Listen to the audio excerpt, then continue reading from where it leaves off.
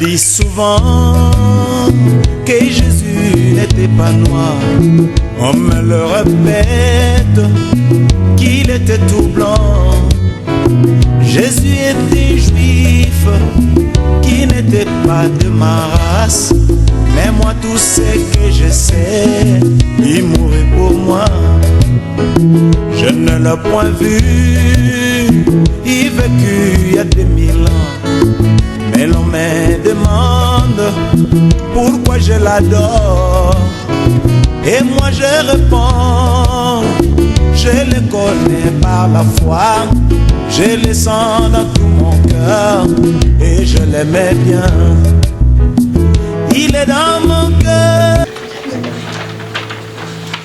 Pour ce culte d'ordination. Soyez tous les bienvenus. Amen. Je vais vous demander de bien vouloir vous lever, puis nous allons prier ensemble, d'un commun accord.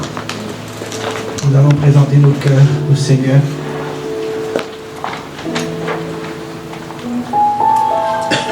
Après quoi nous enchaînerons sur un ou deux chants de louange ou d'adoration. Nous aurons la liberté d'exprimer à notre tour nos prières d'action de grâce envers le Seigneur pour cet après-midi. Soyez tous les bienvenus dans la maison de prière. Que Dieu soit glorifié. Je vais prier. Seigneur notre Père, notre Dieu, notre Roi, c'est devant toi que nous nous présentons cet après-midi, car sans toi nous ne pouvons rien faire, Seigneur. Nous désirons te servir, nous aspirons à te servir, mais nous avons besoin de toi, Seigneur, pour le service. Nous avons besoin de toi pour ce temps d'ordination. Nous avons besoin de toi, Seigneur. Tu es le grand Dieu, nous t'appelons pour que tu coordonnes toutes choses. Maintenant que nous avons, Seigneur, rassemblé nos corps, nous voulons que tu nous aides à rassembler nos cœurs ensemble.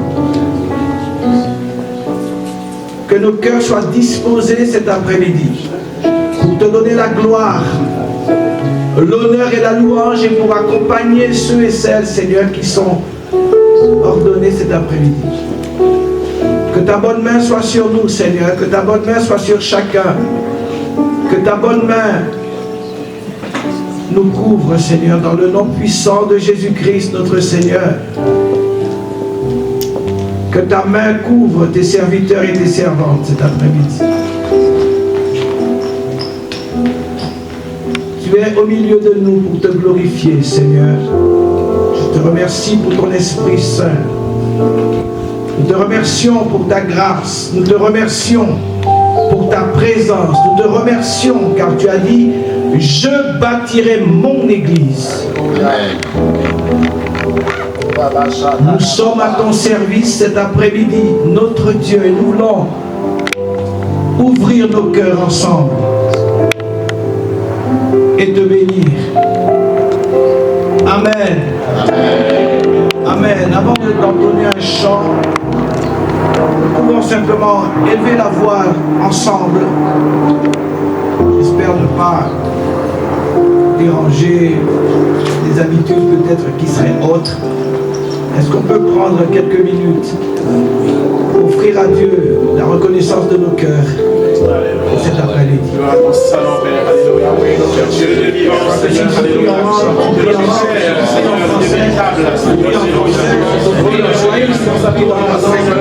Mais donnons gloire à Dieu, notre Dieu est puissant, il est Dieu de gloire. Nous t'acclamons dans ce lieu, Seigneur. Nous proclamons ta grandeur, nous proclamons ta puissance, nous proclamons l'autorité de ton nom dans ce lieu et sur tout un chacun, Seigneur. Alléluia, nous crions que Dieu soit glorifié, que Dieu soit exalté. Lui qui nous a appelés, il nous a appelés des ténèbres à son admirable lumière. Tout nous vient de lui. Si nous sommes là cet après-midi, c'est à cause de toi, Seigneur. bénir ton nom, être reconnaissant, Seigneur. Dans le nom puissant de Jésus, nous bénissons l'Esprit de Dieu au milieu de nous. Nous donnons gloire à notre Dieu. Donne gloire à ton Dieu cet après-midi. Oh Dieu, merci. Merci de nous avoir rassemblés ici. Merci Seigneur. Ton esprit nous a gardés. Ton amour nous est réservé, Seigneur. Ta présence soit manifeste. Que ta présence soit manifeste. Que ta faveur, Seigneur, se répande au milieu de nous. Que personne ne soit privé de la douce présence du Seigneur Jésus. Nous remettons ce temps entre tes mains, Seigneur. Nous crions à toi, parce que c'est toi qui appelles. Nous prions le maître de la moisson d'envoyer des ouvriers dans la moisson. Mais c'est toi qui appelles, Seigneur. Nous crions à toi de tout notre cœur. Sois glorifié, Seigneur. Merci de sceller toutes choses cet après-midi. Merci, Seigneur. Merci pour l'activation de ta grâce sur tes servantes et tes serviteurs. Merci, Seigneur, pour ce que tu as commencé et ce que tu veux continuer de faire au milieu de nous. Alléluia. Viens, va te relever la voix, qu'il le fasse.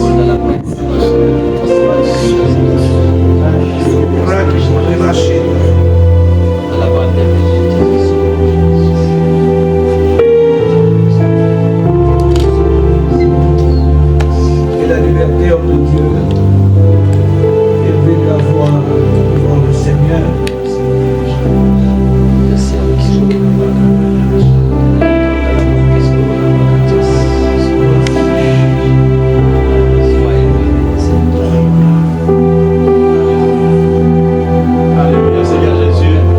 Cette porte, Seigneur, la porte des brebis, Seigneur, alléluia. Merci, Seigneur, alléluia, d'avoir ouvert pour nous les cieux, Seigneur, alléluia. Merci d'avoir pour nous déchiré le voile, Seigneur, notre Dieu. Merci, Seigneur, de nous avoir admis dans la présence du Père, Seigneur, notre Dieu. Nous sommes aimés, nous sommes aimés. S'il est dit, Seigneur, les Hébreux qui sont aimés à cause de leur Père, Seigneur, notre Dieu.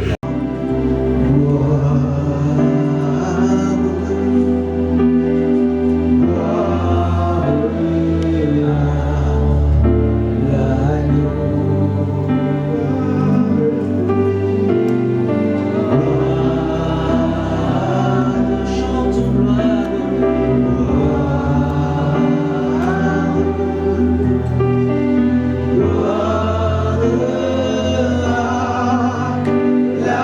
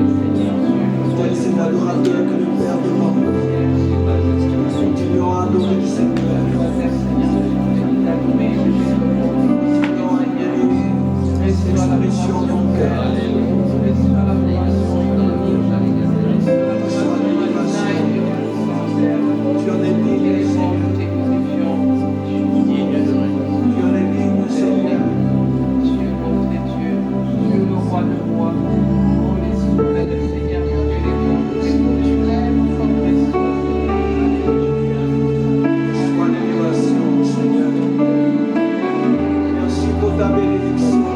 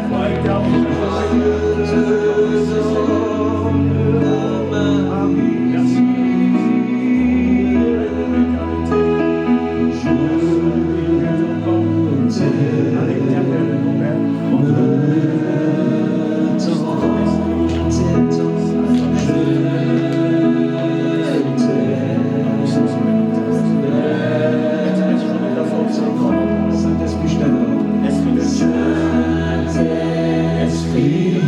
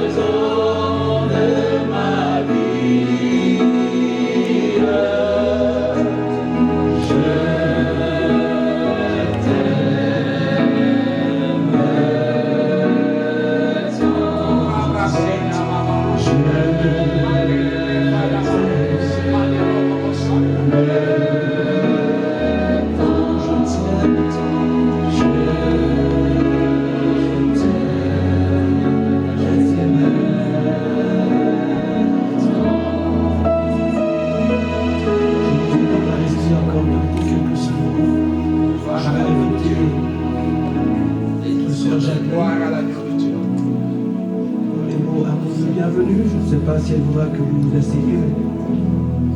Je vais lui céder la place.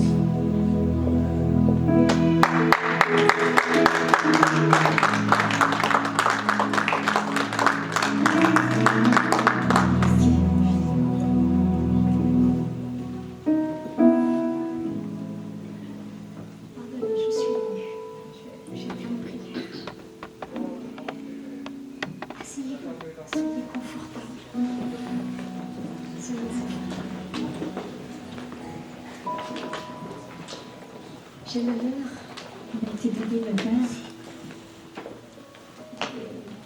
de penser à ce mot de bienvenue. Donc, on a dit, écris le mot de bienvenue. Et puis, je me dis, le mot de bienvenue, c'est un mot très puissant. C'est un mot que nous devons tous chérir, pour une raison particulière. Nous aspirons à l'entendre du Père le jour où nous paraîtrons devant sa face. Bienvenue. Et ici-bas, nous devons nous efforcer de le mériter. Ce mot de bienvenue. Mais aujourd'hui, vous êtes tous les bienvenus, tous ensemble. Donc, pour cela, pour l'entendre un jour du Père, il y a sa parole, la parole. Je voulais simplement vous dire, c'est que je suis juste une servante. Et je parle avec mon cœur. Donc il y a la parole, la Bible, et il y a un exemple. Jésus, son Fils unique, qu'il nous a envoyé. Tout au long de sa vie parmi nous, Jésus nous instruit avec beaucoup de recommandations. J'en ai relevé quelques-unes. Il nous demande d'avoir la foi. Il nous invite à la confiance. Et il espère notre obéissance, puisque son sacrifice nous a libérés du péché. Donc on est libre. Donc il espère cette obéissance. Et surtout, de vivre dans l'amour de son prochain. Tous, nous pouvons entendre Dieu, puisqu'aujourd'hui nous sommes là pour des appels. Mais tous, nous pouvons entendre Dieu. Il nous appelle à découvrir notre chemin, à chercher d'abord son royaume, une promesse, sa promesse, son royaume. Alors, sachons écouter, être attentif, avoir soif de le découvrir, et de découvrir quelle est notre destinée, avoir soif d'entendre son appel. Dieu nous parle. Il nous parle en Père aimant. Et c'est pourquoi il répète pour que l'on comprenne bien. Car les pensées de Dieu ne sont pas nos pensées. Tout est préparé. Tout est prévu. Les temps difficiles et les temps de réconfort. Il veut que notre existence ait du sens. Le jour où, car il y a le jour où une paix intérieure nous habite, c'est de ressentir l'amour de Dieu, ressentir l'amour du Père, ressentir cette joie que cela nous procure. Un instant que l'on n'oublie pas, celui de la rencontre. Si nous sommes ici aujourd'hui réunis, c'est aussi pour donner témoignage de 4 appels entendus, librement acceptés par 4 de nos sœurs. Sœurs, devant notre assemblée, réunies pour célébrer un événement béni, à chérir, vous confirmerez votre engagement de foi. Vous serez consacrés dans votre appel. Vous ne pourrez que mieux servir dans l'amour du Christ Jésus pour et par amour des autres. Tous les chemins ne sont pas de même nature. ne conduisent pas au même destin, ni aux mêmes consécrations. Tous nous pouvons finalement entendre et comprendre notre divin appel et consacrer notre vie à réaliser en toute confiance et dans l'obéissance ce que Dieu attend de nous pour que le monde d'ici-bas devienne meilleur. Les tâches sont immenses et innombrables pour mettre Jésus en lumière. En cela, ne croyons pas devenir des héros. Laissons le Saint-Esprit apporter un éclairage nouveau dans nos vies. Accordons-lui notre confiance pour marcher comme des enfants de lumière dans les pas de Jésus. Revenons aux 4 enfants de Dieu. Dans la maturité de leur foi, c'est leur moment. Et nous sommes tous heureux de bénir ce moment. Ces 4 destins, jour après jour, vont s'accomplir. Le travail est devant vous. Alors, ne demandons rien à Dieu pour nous-mêmes. Soyons seulement reconnaissants puisque ces 4 vies s'engagent à le servir en se mettant au service des autres.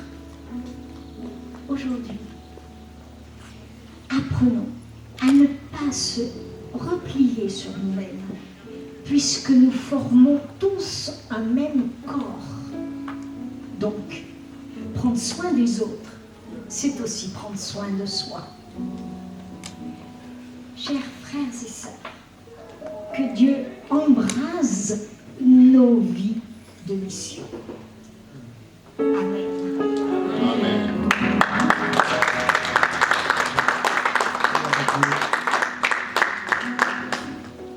Je voudrais juste faire une petite annonce. Il y a une Kia grise qui gêne, immatriculée GE612AZ. C'est réglé. Kia grise.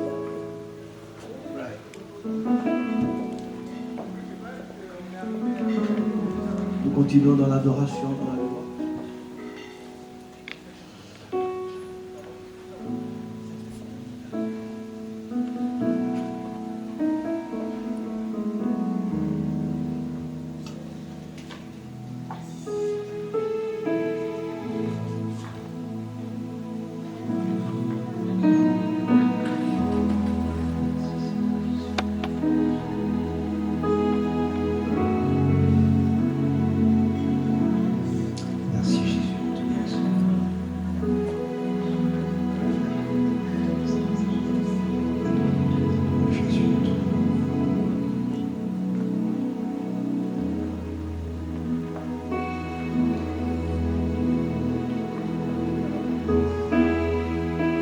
Nous allons encore passer un temps dans l'adoration avec notre Dieu. Le Saint-Esprit est présent avec nous.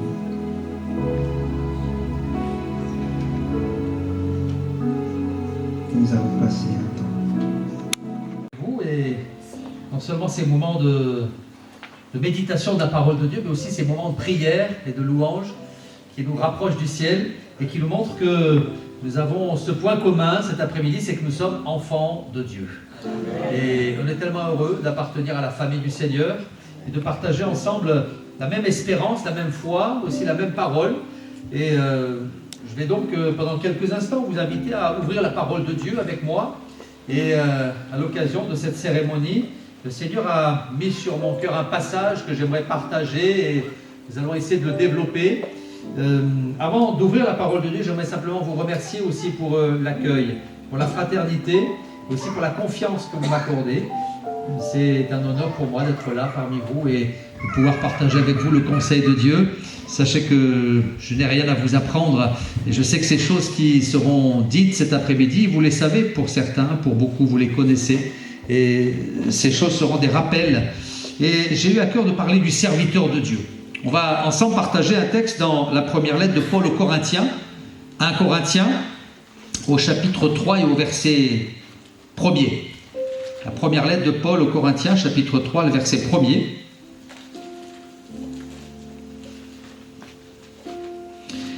Où je lis ceci.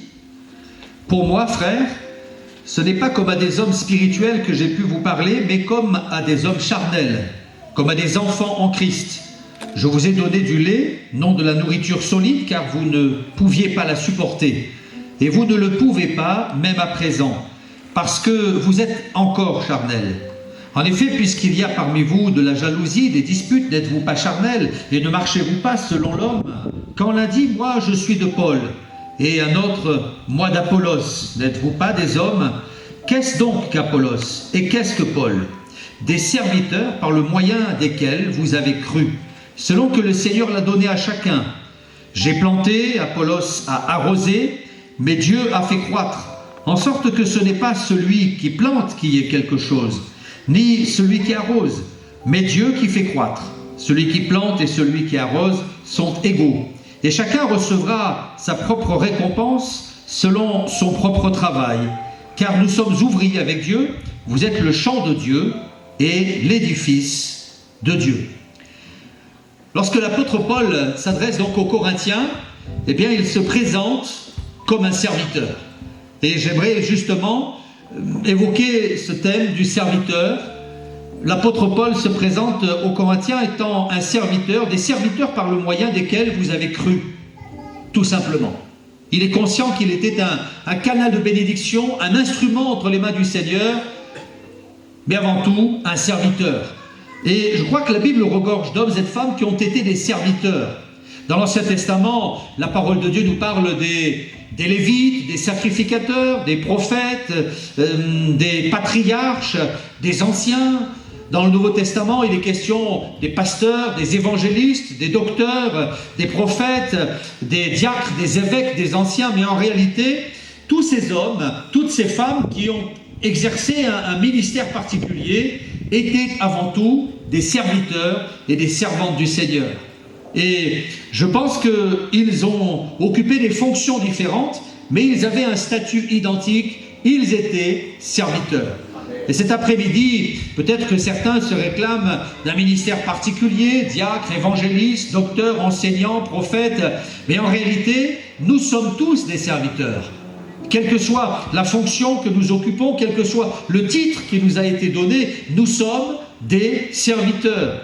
Et derrière ce mot serviteur, eh bien je crois qu'il y a plusieurs notions qui se cachent. Et j'aimerais vous parler des différentes notions qui se cachent derrière ce mot serviteur. Lorsque nous parlons du serviteur, je pense que premièrement, la notion qui est venue à mon esprit en priorité, c'est que c'est une notion de soumission. Le serviteur, c'est quelqu'un qui se doit d'être soumis parce qu'il a un maître. Nous avons tous le même maître. Et quelle que soit la fonction que nous occupons, la tâche que nous occupons dans l'Église, quel que soit le titre que nous avons, eh bien, nous avons le même maître. Et nous sommes des serviteurs et nous sommes appelés à être soumis à notre maître. Le serviteur, c'est quelqu'un qui est un subalterne. Et notre maître, c'est Jésus.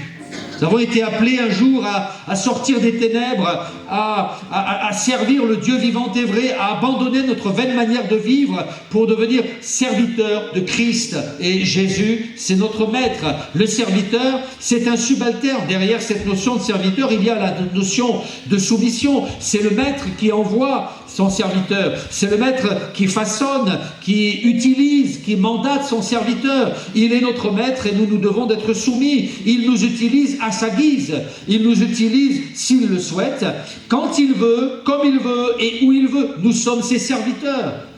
Nous ne sommes pas appelés à dicter à notre maître ce qu'il doit faire, mais c'est lui qui nous donne la direction, les directives, c'est lui qui nous mandate et il fait ce qu'il veut, quand il veut, avec ses serviteurs. Nous sommes ses serviteurs et nous sommes appelés à lui être soumis et nous sommes appelés à répondre à son appel par deux petits mots, me voici. Amen. Me voici. Lorsqu'on regarde dans la parole de Dieu, il y a souvent dans la Bible, les me voici de la Bible. Souvent, des hommes, des femmes ont répondu, me voici. Dieu les a appelés pour une tâche particulière et ils ont répondu, me voici. Il y a le mot me voici de Samuel, jeune garçon dans le temple. Personne ne pensait à lui. Pourtant, Dieu va poser son regard sur ce jeune garçon parce qu'il avait un cœur pur. Dieu va l'appeler et Samuel de répondre, me voici. Il y a le me voici de Moïse, un vieillard, lui avait déjà vécu, contrairement à Samuel, il avait 80 ans, le voilà devant le buisson ardent, il comprend que Dieu l'invite à entrer dans une nouvelle étape de vie, à le servir, et Moïse de répondre, me voici, envoie-moi si tu veux, quand tu veux, où tu veux, me voici. Il y a le me voici de Samuel, il y a le me voici de Moïse, il y a le me voici d'Abraham sur le mont Morija. Là, c'est un autre me voici et Dieu lui demande d'offrir son fils en sacrifice. Il y a des me voici qui coûtent, mais tous ces hommes étaient des serviteurs soumis à l'appel du maître. Et la question qu'on doit se poser quand on désire servir le Seigneur, c'est est-ce que nous sommes prêts, nous aussi, à dire à Dieu, me voici? Dans un esprit de soumission, dans un esprit de renoncement, dans un esprit d'abandon, me voici. Me voici, ça signifie, Seigneur, je désire être malléable, je désire être enseignable, je désire être dirigeable, me voici. Seigneur, je désire être soumis comme un serviteur, agréable à son maître. Seigneur, me voici. Derrière le mot serviteur, il y a cette première notion, la notion de la soumission. Et puis il y a une deuxième notion, c'est la notion du sacrifice. Parce que je crois qu'il n'y a pas de service sans sacrifice. Si nous voulons servir Dieu, il faudra accepter aussi le sacrifice. Pas de service sans sacrifice, mais quand il est question de sacrifice, il est question de sacrifice qui coûte. Et servir Dieu, quelle que soit la fonction, la tâche, le titre que nous avons, servir Dieu implique le sacrifice. Moïse a dû sacrifier certaines choses et le serviteur est là pour servir les intérêts du maître. Je crois que lorsqu'on désire servir le Seigneur, eh bien, le serviteur ne sert pas ses propres intérêts, mais il sert les intérêts du maître.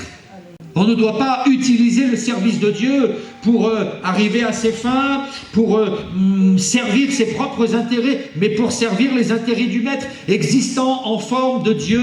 Pour parler de Christ, il n'a pas considéré son égalité avec Dieu comme une proie à arracher, mais il s'est dépouillé lui-même en prenant la forme d'un serviteur. Et Jésus s'est sacrifié. Et j'aimerais m'adresser à mes sœurs qui sont là et qui ont commencé à servir le Seigneur et qui vont continuer de le servir. Je crois que le service rime avec sacrifice. Tous les hommes de Dieu, toutes les femmes de Dieu, tous ceux qui sont entrés au service de Dieu ont dû sacrifier quelque chose et ça leur a coûté. Lorsque Paul va répondre à l'appel de Dieu, eh bien il va sacrifier sa carrière. Une belle carrière glorieuse et confortable qui l'attendait. Mais il va mettre ces choses derrière lui et il va dire, eh bien, ces choses-là, je les considère comme de la boue. Lorsque Moïse va répondre à l'appel de Dieu pour devenir le serviteur de Dieu que nous connaissons, eh bien Moïse va devoir sacrifier ses honneurs. Lorsqu'Élie va répondre à l'appel de Dieu, lorsqu'Élisée va répondre à l'appel de Dieu, ils vont sacrifier leur passé. Lorsque Matthieu va répondre à l'appel de Dieu, il va sacrifier son confort. Et lorsque Pierre va répondre à l'appel de Dieu, il va sacrifier son entreprise. Lorsque j'ai répondu à l'appel de Dieu, j'ai sacrifié une partie de ma liberté. Et j'ai dit, Seigneur, me voici, je vais être soumis à ton appel et j'accepte le sacrifice. Il n'y a pas de service sans sacrifice. Et le sacrifice que Dieu nous demande, c'est un sacrifice qui nous coûte. Mais c'est pour la plus belle des œuvres, c'est pour le plus glorieux des mandats, c'est le plus glorieux des services. Servir le Maître, il n'y a rien de plus glorieux. Alléluia. Et je vous félicite d'avoir accepté de servir le Seigneur. Je vous félicite d'avoir répondu à cet appel et d'avoir dit un jour, Seigneur, me voici, j'accepte le sacrifice. Ça va peut-être vous coûter, mais je crois que c'est une œuvre tellement glorieuse que de servir le Seigneur. On est honoré d'être au service de Dieu. Honoré d'être au service de Dieu. Alors derrière la notion du service, eh bien, il y a la notion du sacrifice et puis il y a aussi la notion du travail. Servir Dieu, c'est travailler. Et oui, c'est travailler. Paul dira, nous sommes ouvriers avec Dieu. Vous êtes le champ de Dieu et vous êtes l'édifice de Dieu. Nous sommes des serviteurs, nous sommes ouvriers avec Dieu. Vous êtes le champ de Dieu et vous êtes l'édifice de Dieu. Et dans ce passage, l'apôtre Paul se compare à un ouvrier, il se compare à un cultivateur, à un bâtisseur. Vous êtes le champ de Dieu. j'ai planté, Apollos a arrosé, vous êtes l'édifice de Dieu. Il se compare donc aussi à un bâtisseur. Et donc, nous sommes appelés, nous aussi, à travailler dans le champ de Dieu, à travailler activement, sans relâche, affronter la fatigue, la peine, la douleur, la difficulté. Nous sommes des bâtisseurs. Et nous ne bâtissons pas pour ce siècle, nous bâtissons pour le royaume de Dieu. Alléluia! Et c'est la plus belle des œuvres. Bâtir le royaume de Dieu, c'est la plus belle des œuvres. Le psalmiste dira: mon œuvre est pour le roi. Nous œuvrons pour la gloire du Dieu vivant. Nous œuvrons pour la gloire de Jésus. Et nous bâtissons l'église.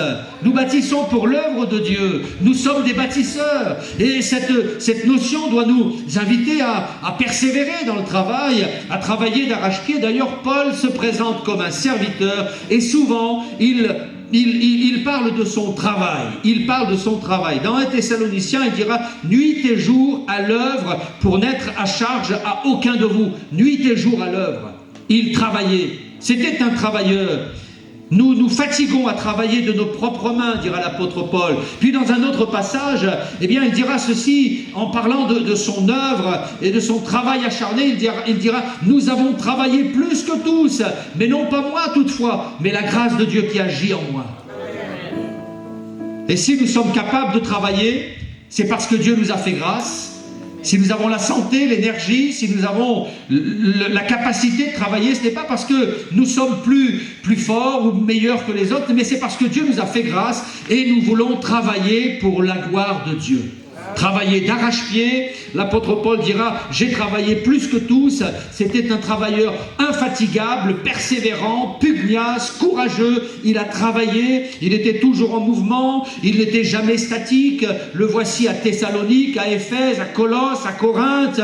Il projette d'aller à Rome et ensuite de partir pour l'Espagne. L'apôtre Paul était toujours en activité, toujours au travail, et je me suis demandé quel était le stimulant de l'apôtre Paul, ces serviteurs qui travaillaient d'arrache-pied. Pour quelle raison l'apôtre Paul avait-il une telle énergie, une telle consécration? Eh bien, je crois que son stimulant, c'était l'amour des âmes.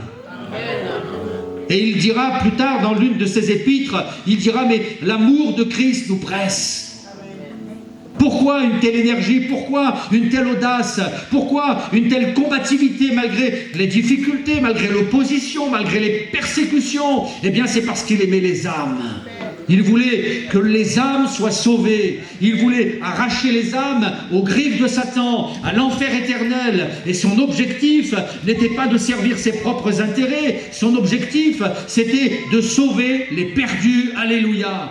Nous avons reçu une mission, celle de prêcher l'évangile aux perdus, afin de les arracher à la mort éternelle, afin que leur nom soit inscrit dans le livre de vie. Et si nous sommes animés de cet amour authentique pour les perdus, alors nous allons travailler, travailler et travailler encore, parce que nous serons animés par les sentiments qui étaient dans le cœur de Christ, l'amour des âmes. Amen. Alléluia. Amen. Alors le serviteur, c'est aussi un travailleur. Un travailleur. Je bénis le Seigneur parce qu'il m'a donné la santé. Amen. Et si j'étais capable de prêcher pendant ces 30 dernières années, c'est parce que chaque matin, il m'a permis de me mettre debout sur mes deux jambes et il m'a donné la santé pour travailler. Alors que nous puissions, et que vous puissiez, mes sœurs, travailler dans le champ de Dieu, bâtir l'édifice qu'est l'Église. Alléluia. Amen. Avec persévérance, avec courage, toujours à l'œuvre pour le royaume de Dieu. Dans le cadre de mon ministère, avec mon épouse, nous avons eu l'occasion de beaucoup voyager. Nous avons déménagé 10 fois entre 32 ans de ministère. 10 fois. Et nous sommes occupés de plus de 8 églises. Et à chaque fois, il a fallu refaire les bagages et préparer un déménagement avec nos 3 enfants sous le bras, avec nos valises, avec nos meubles. Il a fallu à chaque fois vendre les meubles, en racheter d'autres, trouver un logement, déménager, aménager, déménager, aménager, changer de ville, parfois de région, trouver des écoles pour les enfants. Et ce qui nous a toujours stimulés dans notre ministère, face à ces défis qui se dressaient devant nous, eh bien c'était l'amour des âmes. Et on était conscient qu'on ne travaillait pas pour notre gloire, on ne travaillait pas pour l'argent, mais on travaillait non pas pour les honneurs, mais on travaillait pour le royaume de Dieu. Alors je vous encourage à travailler pour le Seigneur. Et lorsque peut-être la fatigue viendra frapper à votre porte, de dire, bien, on se reposera quand on sera au ciel. Alléluia. On se reposera quand on sera au ciel. Dans l'Épître aux Hébreux, il est écrit que Dieu se reposa de ses œuvres. Alors c'est vrai qu'il y a le repos de Dieu pour les justes, mais ce repos de Dieu, c'est après le travail. Et quand nous aurons servi suffisamment, eh bien, lorsque la trompette d'argent sonnera, ce sera le moment du départ, et là nous partirons dans le repos de Dieu. Alléluia. Mais en attendant, nous voulons œuvrer pour le roi, œuvrer pour la gloire de Dieu, œuvrer pour le Seigneur. Alors derrière la notion du serviteur, lorsque Paul dira « nous sommes des serviteurs », il y a cette notion de travail. Et puis il y a aussi la notion de la souffrance. Je ne voudrais pas être trop pessimiste, je ne voudrais pas vous faire peur cet après-midi, mais je crois que le serviteur de Dieu est aussi appelé à supporter la souffrance. Dès les premiers mois, les premières années de mon ministère, j'ai été interpellé par ce texte qui se trouve dans l'épître de Paul à Timothée, où il dira ceci: « Fais l'œuvre d'un évangéliste ». Et il continue, et supporte la souffrance. Faire l'œuvre d'un évangéliste, prêcher la parole, annoncer Christ, c'est aussi s'opposer au royaume des ténèbres et faire face parfois à des contre-attaques, à une opposition brutale, violente de la part de l'ennemi. Et parfois, servir Dieu, ça signifie supporter la souffrance. On ne peut pas arracher une âme à l'enfer sans avoir à subir parfois la violence et la brutalité de l'adversaire, les contre-coups, les offensives de la part de l'ennemi. Et si nous ne sommes pas prêts à supporter les combats spirituels, la souffrance et l'opposition, alors on ne doit pas entrer dans le service de Dieu. Eh oui, fais l'œuvre d'un évangéliste. Nous sommes appelés à arracher les âmes aux ténèbres les unes après les autres, et à supporter parfois les offensives de l'adversaire. Fais l'œuvre d'un évangéliste et supporte la souffrance. Souffre avec moi comme un bon soldat, dira Paul. Eh oui, le serviteur parfois est appelé à souffrir. Comme je le disais tout à l'heure, dans la parole de Dieu, de nombreux hommes ont été désignés comme étant des serviteurs de Dieu. Il y en a un qui s'appelait Job. Et je prêchais justement sur le livre de Job hier soir à l'étude biblique dans mon assemblée, et je faisais remarquer aux frères et sœurs qui étaient là que dès les premiers versets, le Seigneur a cité Job comme étant un serviteur exemplaire. Et alors qu'il parle avec Satan, il dira: mais as-tu remarqué mon serviteur Job? C'était un serviteur de Dieu exceptionnel. Dieu avait remarqué sa piété, sa foi, son engagement, son renoncement. C'était un serviteur de Dieu. Et nous savons quelles sont les souffrances que Job a dû endurer. Entrer dans le service de Dieu, c'est parfois supporter certaines souffrances. J'ai remarqué que dans la vie de Job, cet homme a souffert, a connu la souffrance sous toutes ses formes. Il a connu premièrement la maladie. Ensuite, il a connu la précarité, il a perdu ses biens. Ensuite, il a connu le deuil, il a perdu ses enfants. Il va connaître aussi ce sentiment d'injustice. Quand on sert le Seigneur, parfois on a un sentiment d'injustice, d'être maltraité injustement. Le sentiment de solitude aussi. Job s'est senti parfois seul. Il n'a pas été encouragé par ses amis. Il s'est retrouvé seul, contre tous, seul face aux difficultés. Et servir Dieu, c'est aussi parfois se retrouver seul. Seul devant le trône de la grâce. Dans les moments où on ne sait plus comment faire, comment réagir, seul face à la souffrance. Et là, on rencontre le Dieu du ciel. On sent sa présence dans le combat, dans la souffrance, dans la tempête. Il est écrit que Dieu a parlé à Job du sein de la tempête. Après quoi Job dira: mon oreille avait entendu parler de toi, mais maintenant mon œil t'a vu. Et c'est parfois dans la souffrance, dans le combat, c'est là qu'on découvre l'amour de Dieu, sa présence, son soutien. Et on peut dire ensuite: mais maintenant mon œil t'a vu. Alors oui, le serviteur de Dieu parfois est appelé à souffrir. D'ailleurs, le mot serviteur, ça vient du grec doulos, vous le savez, et ça nous fait penser à la douleur qu'on doit parfois endurer, supporter, mais c'est pour la plus belle des causes. Nous sommes serviteurs de Dieu.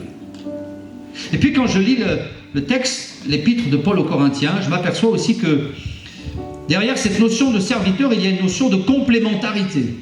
Puisque l'apôtre Paul dira ceci, j'ai planté, Apollos a arrosé, mais c'est Dieu qui a fait croître. En sorte que ce n'est pas celui qui plante qui est quelque chose, ce n'est pas celui qui arrose, mais c'est Dieu qui fait croître. Celui qui plante et celui qui arrose sont égaux. Et j'ai toujours été surpris de constater que l'apôtre Paul, c'était un homme qui avait pris conscience que seul, il ne pouvait rien faire. J'ai planté, mais Apollos a arrosé, et Dieu a fait croître. Et en réalité, dans le service de Dieu, eh bien, on ne doit jamais faire cavalier seul. Paul n'était pas un électron libre. Paul ne faisait pas cavalier seul. D'ailleurs, pour ceux qui connaissent l'Épître aux Romains, je ne sais pas si vous avez pris le temps de lire le chapitre 16 de l'Épître aux Romains. Chapitre, j'en ai compté 34. Paul, dans le chapitre 16 de l'Épître aux Romains, nomme 34 collaborateurs et collaboratrices. Et à l'heure où on nous parle tellement des réseaux sociaux comme étant une nouveauté, j'aimerais dire que l'apôtre Paul, lui, eh bien, il savait ce que c'était que d'avoir un réseau social et même un réseau fraternel. Il ne travaillait pas seul, il avait des collaborateurs, il avait des collaboratrices. Et j'aimerais vous inviter à réaliser que seul, vous ne pouvez rien faire. Seul, on va plus vite, mais ensemble, on va plus loin. Et nous ne sommes pas appelés à travailler seuls. Jésus a envoyé ses disciples 2 à 2. Parce qu'il était conscient qu'ils avaient besoin de se soutenir mutuellement. L'œil ne peut pas dire à la main, je n'ai pas besoin de toi. La main ne peut pas dire au pied, je n'ai pas besoin de toi. Nous avons besoin les uns des autres. Alléluia. Amen. Et je bénis le Seigneur pour la collaboration des églises, aussi pour la collaboration des ministères. Je bénis Dieu parce que dans sa sagesse infinie, Dieu a pourvu, et il y a dans l'église une palette de ministères extraordinaires, comme je le disais, les diacres, les diaconesses, les prophètes, les pasteurs, les évêques, les docteurs, les évangélistes. Et je crois qu'aucun d'entre nous ne peut avoir la prétention de remplir tous ces ministères à lui seul. Nous avons besoin les uns des autres. Besoin de la diversité des ministères. Alors l'apôtre Paul dira, eh bien moi j'ai planté, mais Apollos a arrosé. Il n'était pas isolé, mais il collaborait avec des hommes, avec des femmes de Dieu. J'aimerais vous inviter à collaborer en permanence, même si parfois ça n'est pas facile. Amen. Et oui, il faut le dire, parfois collaborer, c'est pas facile. Et parfois on pourrait être tenté par les sirènes de l'isolement et de se dire, eh bien, je vais travailler seul. Et ça ira beaucoup mieux. Il y a un homme dans la Bible qui avait décidé de travailler seul. Cet homme, l'apôtre Jean le cite, c'est Diotrephe. Je ne sais pas si vous connaissez Diotrephe, on ne parle pas souvent de Diotrephe. Et pourtant, Diotrephe, c'est un formidable contre-exemple. Un homme qui, à un moment donné, s'est isolé. Et il a pris la décision de travailler seul. Jean écrira dans son épître, j'ai écrit quelques mots à l'église, mais Diotrephe, qui aime à être le premier, ne nous reçoit pas. Et ceux qui voudraient le faire, il les en empêche et il les chasse de l'église. Pour s'être isolé, petit à petit, Diotrephe avait fini par avoir des attitudes de dictateur, des attitudes dominantes, et il va finalement brutaliser le troupeau, et tous ceux qui n'étaient pas d'accord avec lui, il va les chasser de l'église. Il était enflé d'orgueil, il aimait à être le premier, et je crois que c'est véritablement un contre-exemple pour nous. Ne travaillons pas seuls. Paul avait des collaborateurs, des collaboratrices. Nous sommes complémentaires, et nous sommes égaux. On peut dire amen à ça? Amen. Nous sommes égaux. Amen. Personne n'est au-dessus. Personne n'est en dessous. Nous sommes égaux. Amen. Et la Bible nous invite à regarder l'autre comme étant au-dessus de nous, par humilité, parce que nous sommes égaux. Et l'onction du Saint-Esprit qui peut-être va reposer sur nos vies ne va pas nous donner le droit de brutaliser un frère, une sœur, de brutaliser l'Église ou de regarder un autre serviteur de Dieu avec condescendance ou mépris. Nous sommes égaux. Amen. Alléluia. Amen. Nous sommes égaux. Et puis derrière la notion du serviteur, je crois aussi qu'il y a une autre notion, c'est celle de la fidélité. Dieu nous demande d'être fidèles. Fidèles. Est-ce que vous avez remarqué dans Matthieu 25, cette belle parabole où les serviteurs se présentent devant le maître et le maître va prononcer une phrase intéressante. Le maître va dire ceci, c'est bien, bon et fidèle serviteur, entre dans la joie de ton maître.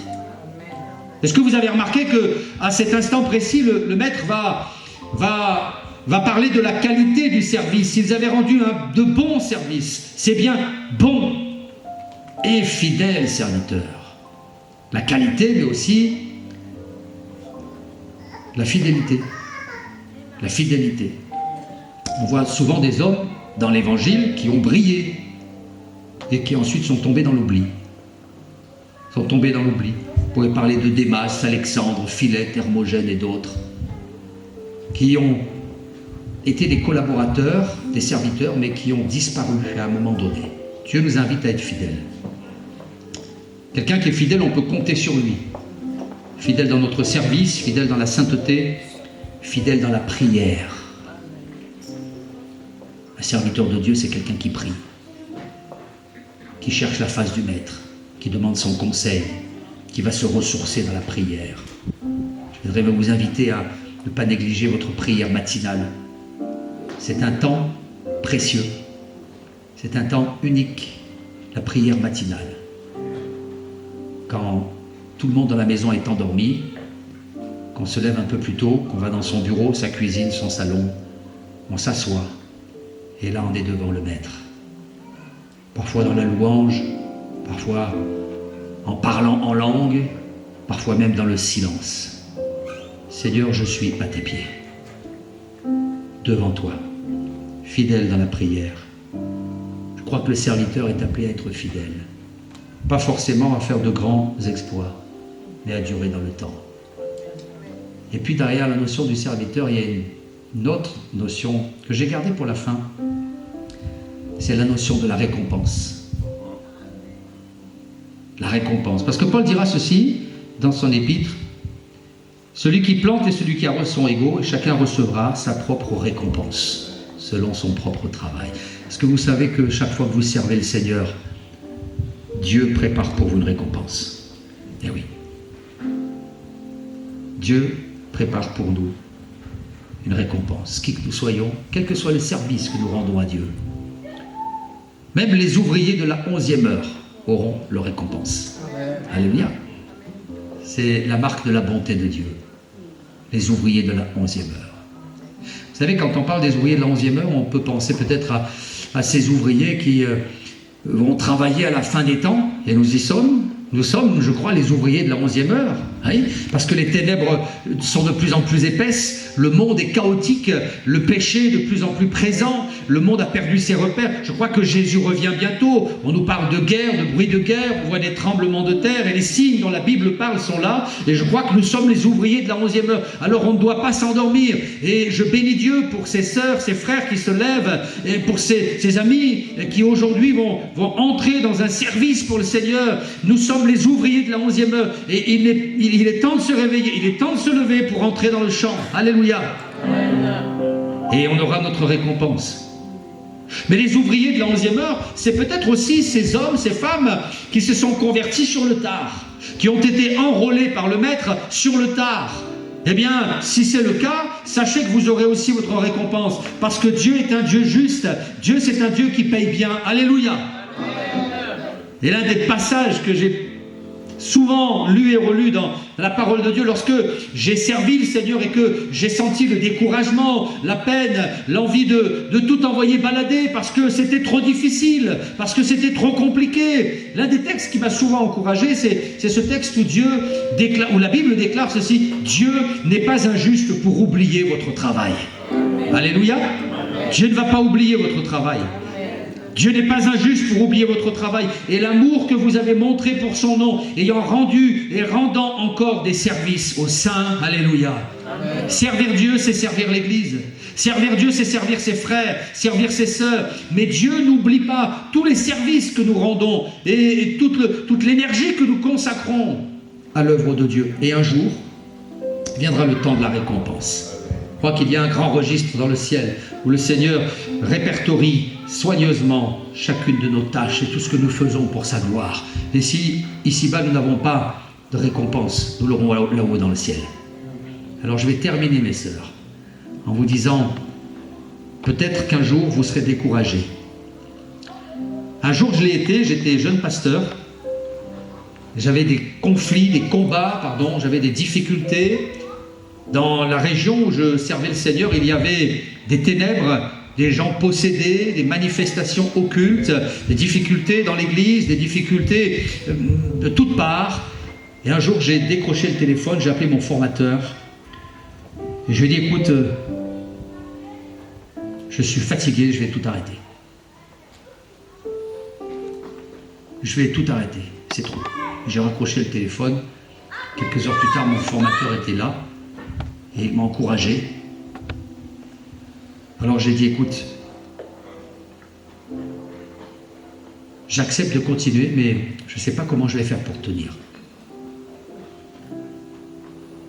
Et par la grâce de Dieu, 32 ans plus tard, on est encore là, ma femme et moi, parce que Dieu nous a tenus debout. Amen. On a vu son exaucement, il a pourvu nos besoins. Nous avons vu des miracles, nous avons vu la grâce de Dieu. Et si on est encore là, fidèles, c'est parce que Dieu nous a relevés quand on était à terre. Alors peut-être qu'un jour vous serez découragés et que vous direz, j'en ai assez, je suis fatigué, on va tout arrêter.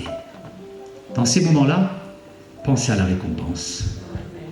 Dieu n'est pas injuste pour oublier votre travail. Et si ici-bas, nous avons des combats, des luttes, des difficultés, un jour viendra le temps du repos. Et on pourra se féliciter comme il est écrit dans sa parole, j'ai achevé l'œuvre que tu m'as donné à faire. Alléluia.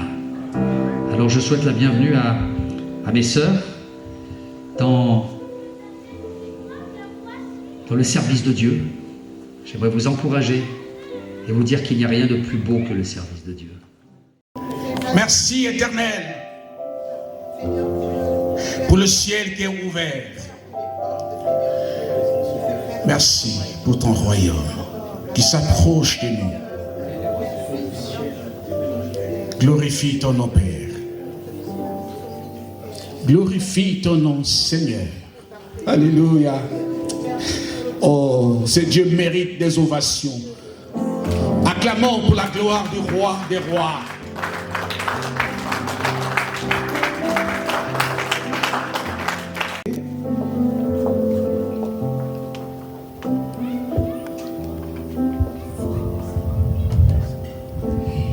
Merci.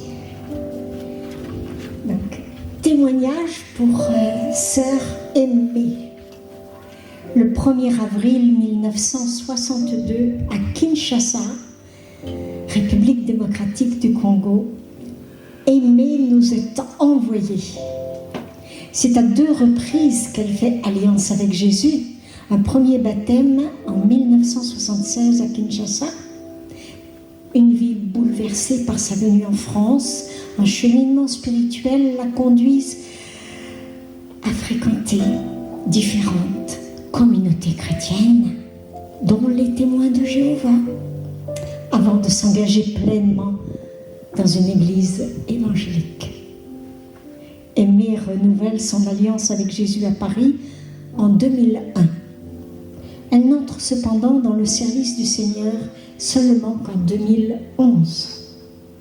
Consacrée diaconesse à 2 reprises, Aimée poursuit son ministère en tant qu'assistante pasteur. Son engagement est guidé par la prière, le service et le désir profond d'accompagner ceux qui cherchent la lumière et la paix en Jésus-Christ. 2014, à Alonès, près du Mans. Son implication au service de Dieu est très diverse. À l'église, la chorale, l'entraide, le ménage, monitrice à l'école du dimanche et ses services au culte. Accueil, annonce, modération.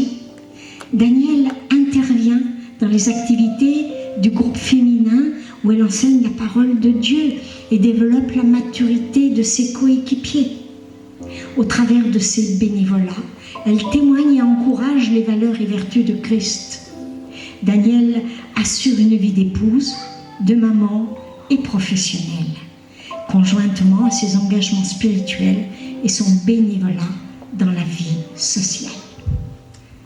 Sœur Danielle.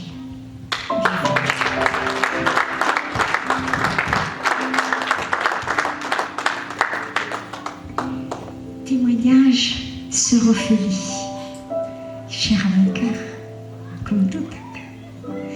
Le 13 mai 1985, à Libreville, Gabon, Ophélie nous est envoyée. Ancienne catholique de confession, animée depuis son jeune âge par la recherche de la vérité sur l'existence de Dieu, elle fait cette intime rencontre avec Christ qu'elle accepte et reçoit son baptême en 2014 à Lyon. L'engagement d'Ophélie dans son église fut immédiat. Comme protocole et pour le service d'entretien, l'école du dimanche. Mais son cœur chemine vers un impérieux besoin de réconcilier l'homme déchu et son Père créateur. C'est avec une grande sensibilité d'âme qu'Ophélie œuvre à ce puissant appel du Seigneur. Elle affermit les nouveau-nés dans la foi. Cet appel va jusqu'à permettre une réconciliation au sein même des couples, des familles qui se divisent, qui se déchirent. La foi en Jésus, la grâce de Dieu interviennent pour des restaurations totales. Merci, sœur Ophélie.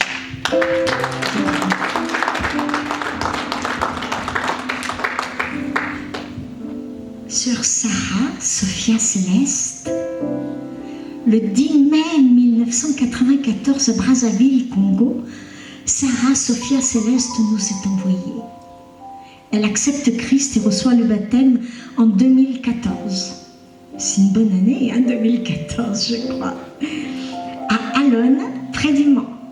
Son implication au service de Dieu est très diverse. À l'église, la chorale, l'entraide, le ménage, monitrice de l'école du dimanche et ses services au culte, accueil, annonce, modération. Au travers de ses bénévolats, elle témoigne et encourage les valeurs et vertus de Christ. Voilà. Sœur Sarah assure une vie d'épouse, de maman professionnelle, conjointement à ses engagements spirituels et son bénévolat dans la vie sociale. Bienvenue sur Sarah.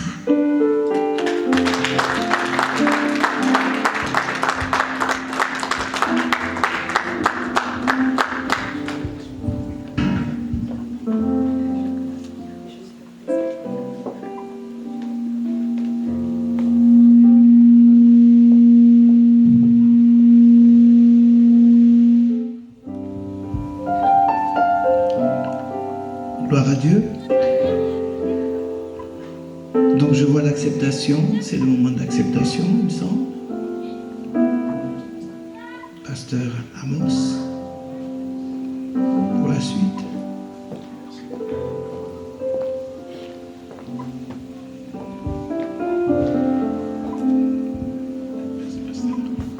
Je pense qu'on peut s'asseoir. Et nous demandons à nos 4 sœurs de se lever.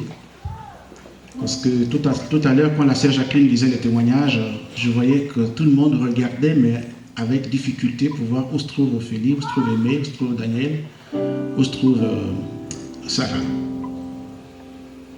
Nous appelons donc, nous sommes ici, Mission mondiale pour Christ. On est bien reçus à Dessines, parce que déjà Thierry, je crois que ton église à Dessines, comme Jean-Philippe qui nous reçoit à Dessines, et c'est exactement ça le corps de Christ. Nous ne sommes pas une église africaine, mais nous sommes l'église de Jésus-Christ. C'est ce que vous constatez dans la salle et comment est-ce que nous travaillons dans le service dans la région lyonnaise. Donc, les 4 sœurs que vous voyez, qui sont présentées, nous allons les présenter. Donc, j'appelle en premier le pasteur de l'église du Mans, parce qu'il y a 2 sœurs qui sont à Lyon et il y a des sœurs qui viennent du Mission mondiale pour Christ du Mans. Voilà pourquoi j'appelle le pasteur Guy, responsable de l'église du Mans, de témoigner sur l'engagement de Dieu.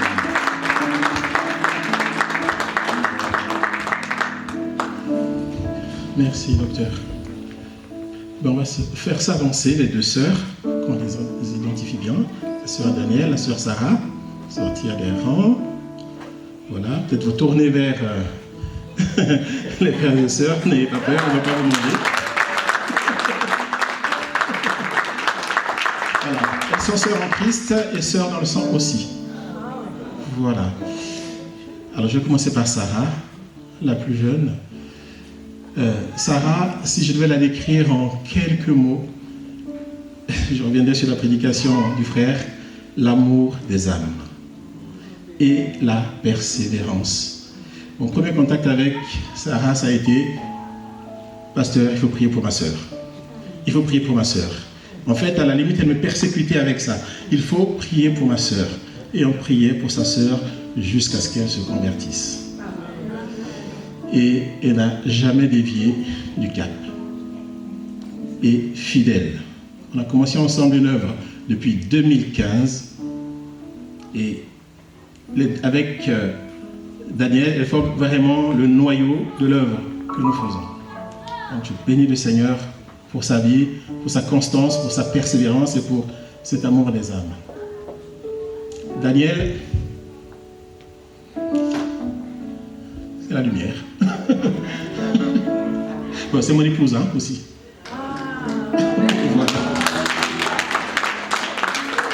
Voilà, pour la décrire en quelques mots, je dirais vision et obéissance prompte.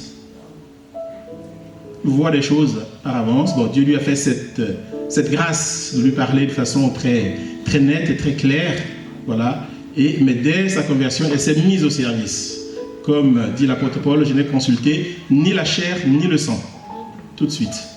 Et même si on n'est que 2, 3 ou 4, s'il y a quelque chose à faire dans le champ de Dieu, on le fait, on n'attend pas, on y va. C'est aussi ce que le frère nous a porté tout à l'heure. Voilà, et je suis très très heureux de servir Dieu avec elle. Et dans le cadre de Mission Mondiale pour Christ, je crois que l'œuvre que Dieu nous réserve, le champ dans lequel nous devons travailler, le champ dans lequel nous devons soit semer, soit arroser, il est vaste et il y a du travail. Donc, courage ensemble dans le Seigneur et supportez aussi vos serviteurs.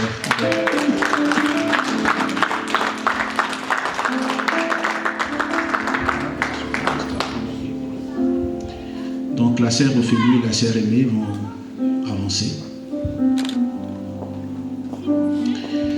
Je pense que la plupart des serviteurs de Dieu, surtout de la région lyonnaise, connaissent ces deux dames.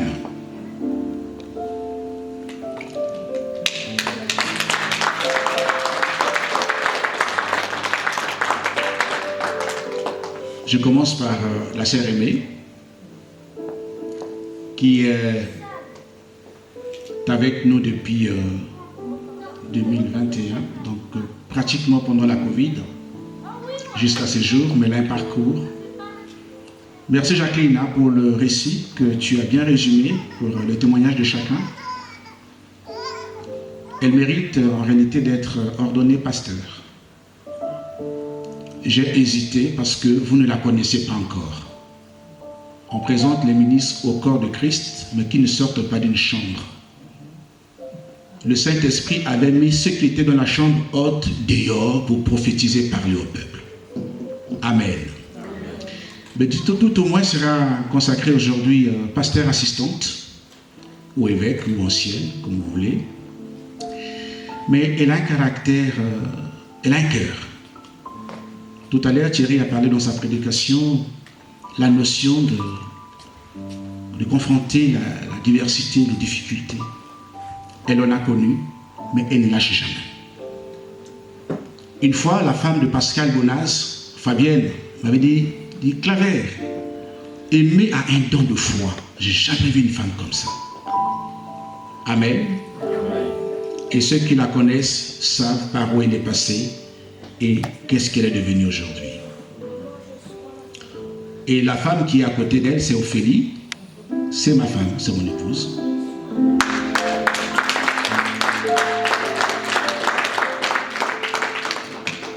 Le seul avantage que j'ai pu avoir devant le Seigneur, c'est que je ne suis non seulement son époux, mais aussi son père spirituel.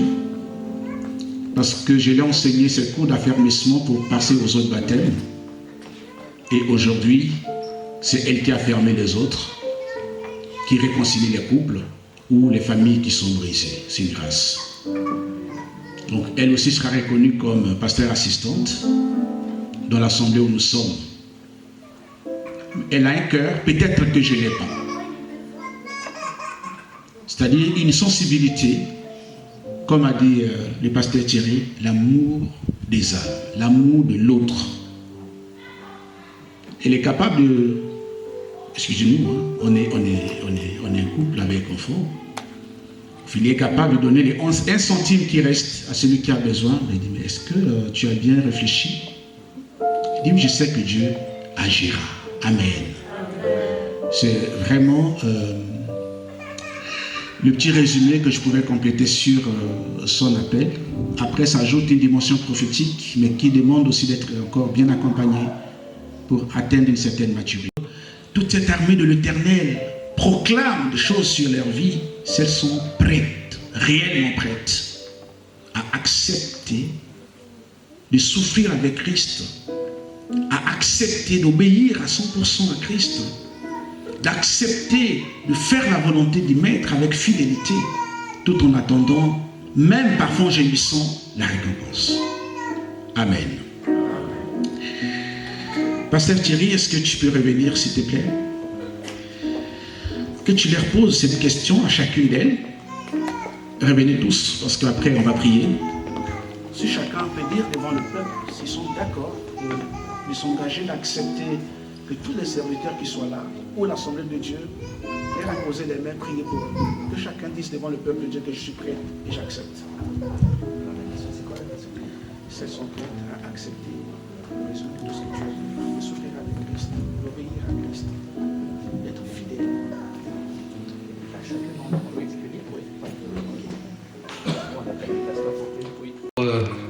Enrôler l'armée du Seigneur et persévérer dans le service de Dieu avec tous les enjeux que ça implique et d'aller jusqu'au bout malgré les combats, fidèle à l'appel de Dieu et fidèle dans votre consécration.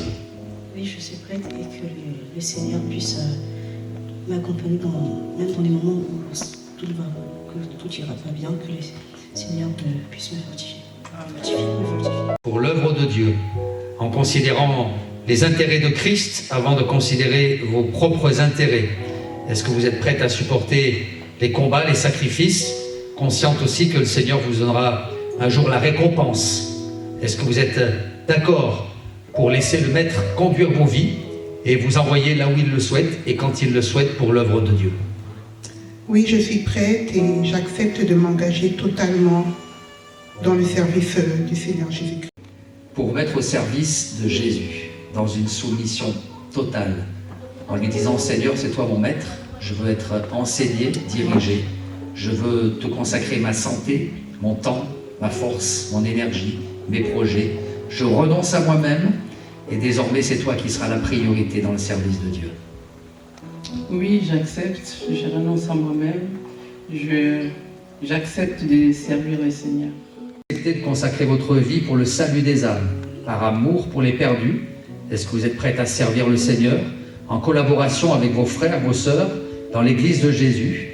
Est-ce que vous êtes prête à passer en second pour laisser les intérêts du Seigneur passer en premier, dans la soumission, et tout en étant attentive à la direction de Dieu pour votre vie et votre service? Oui, je suis prête et je me livre totalement à lui. Sarah sera ordonnée diaconesse à l'église Mission mondiale pour Christ du Mans. Et puisque nous allons prier, nous sommes des hommes de Dieu. Celui qui reçoit une pensée du Seigneur, on est libre de prophétiser, on est libre de dire les vertus qui viennent du ciel. Paul dit à Timothée de garder jalousement les dons qu'il avait reçus par prophétie et par l'imposition des mains des anciens de l'Église. Nous allons les recommander au Seigneur. Pasteur Grégoire, il y a de l'huile d'onction ici. Alléluia. Bien-aimé, si tu peux nous conduire dans l'adoration. Je ne sais pas comment on va faire. Est-ce qu'elle soit au milieu ou bien qu'on les encercle? Pour une cérémonie de consécration de reconnaissance du ministère. Vraiment, pourquoi cette joie? Parce que le Seigneur a dit de plier les mains de la moisson, d'envoyer les ouvriers dans sa moisson. Et la moisson est grande, il y a peu des ouvriers. Et à vous, je vous souhaite la bienvenue dans l'école de la souffrance. C'est une nouvelle école. On va vous critiquer, on va vous injurier, et je bénis la parole. Merci, merci Thierry. Alors vous êtes armés, que Dieu vous aide. bienvenue, bienvenue, bienvenue. On va prier le Seigneur que la grâce soit sur vous, les ouvrières de la 11e ère. Travaillez. Voyez, cette génération, vous avez entendu les témoignages, 30 ans des ministères, 30 ans, 40 ans, c'est une génération qui s'en va. Il y a une autre qui arrive, c'est vous, cette génération. Une seule chose, soyez les sels de la terre. Jésus a dit, vous êtes les sels de la terre. Vous ne serez pas les sels, vous êtes les sels de la terre. Cette terre où vous œuvrez, la terre est fade, vous devez assaisonner ces sels et la lumière du monde, éclairer les mondes. Là où nous avons échoué, vous allez progresser. Ça, c'est le vœu que nous souhaitons. Amen.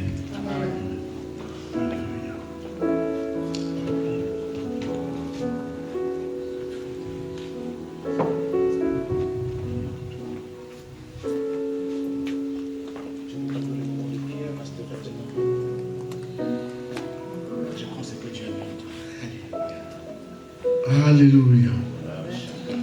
Nous allons ensemble élever nos mains vers nos bien-aimés. Élevons nos mains vers nos bien-aimés et commençons à la bénir, commençons à déclarer sur leur vie au nom de Jésus. Déclarons, déclarons, déclarons, déclarons.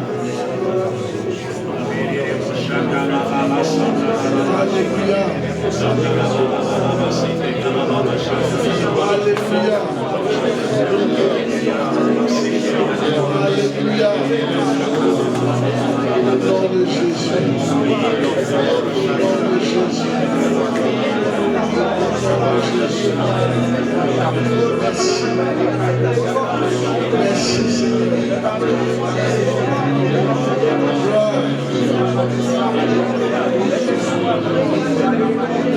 Gloire, gloire, gloire.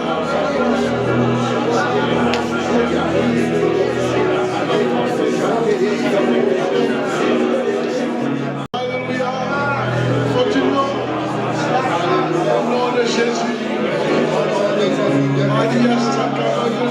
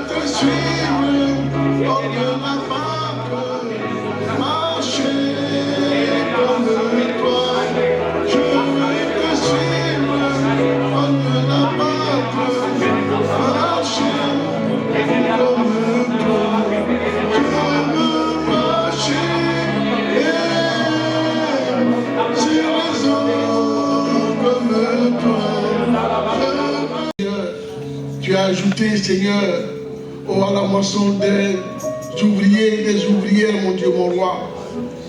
Merci pour la qualification que tu leur as donnée, mon Dieu, mon roi. Merci pour l'onction, Seigneur, du service, Père éternel. Merci parce qu'à partir d'aujourd'hui, Père éternel, Seigneur, c'est toi qui vas les conduire, c'est toi qui vas les diriger. Seigneur Dieu, Père éternel, tu seras au devant d'eux. Père éternel, comme tu étais avec le peuple d'Israël. La Bible dit que, Seigneur, tu étais la nuit devant le peuple d'Israël. On a un grand panier.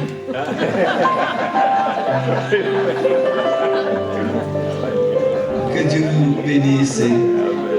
Par contre, on a une particularité. Hein? Non, c'est-à-dire on ne pose jamais par terre. Parce que je crois que, comme on aime le Seigneur, on ne met pas par terre. C'est quelque chose qui m'est propre. Hein? Alors, vous pouvez, oui, mais ne posez jamais par terre. J'aime bien.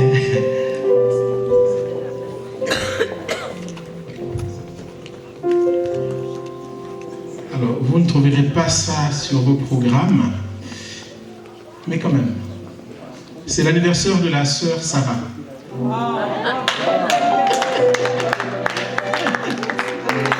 Donc, elle va avoir droit au double de prière.